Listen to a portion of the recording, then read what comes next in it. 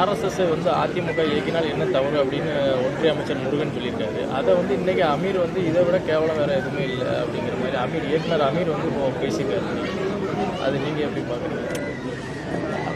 அவர் பேசுறாரு இவர் பேசுறாருன்னா சொல்லிட்டு இருக்க வேண்டியதில்லை. அவங்க இயக்கிறதா சொல்றாங்க.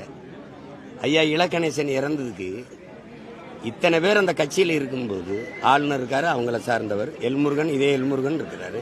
அம்மா நிர்மலா சீதாராமன் ஐயா மூப்பனாருக்கு வணக்கம் செலுத்த வந்தாங்க. அவங்க கிட்ட மலர் வளையத்தை கொடுத்து என் சார்பாக வைங்கன்னு இருக்கலாம்.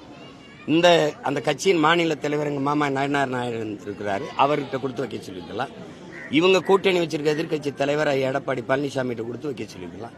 தமிழக முதல்வர் ஐயா ஸ்டாலின்கிட்ட கொடுத்து என் சார்பான வணக்கத்தை நீங்க மலர் வளையத்தை வைத்து இலக்கணேசனுக்கு செலுத்துங்கன்னு ஐயா ஸ்டாலின்கிட்ட கொடுக்க வேண்டிய அவசியம் என்ன? இதை எப்படி எடுத்துக்கிறது தம்பி?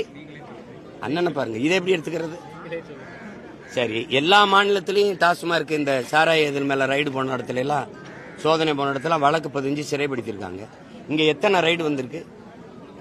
ஏன் எந்த நடவடிக்கை இல்லை? எல்லார் வீடுகளையும் ஈடி ரைடு போச்சுல, ஏன் எந்த நடவடிக்கை இல்லை? ரைடு போனது தெரிஞ்சது, வெளியில வந்ததும் தெரியல, நடவடிக்கையும் தெரியலையே. காரணம் என்ன சொல்லுங்க, நீங்க சொல்லுங்க. இதுல இருந்து என்ன தெரியுது? ரெண்டு பேருமே ஒரே ஆளுக தான். இததான் எங்க தாத்தா காமராஜ் ஒரே குட்டையில ஒரு மட்டைங்கிறாரு.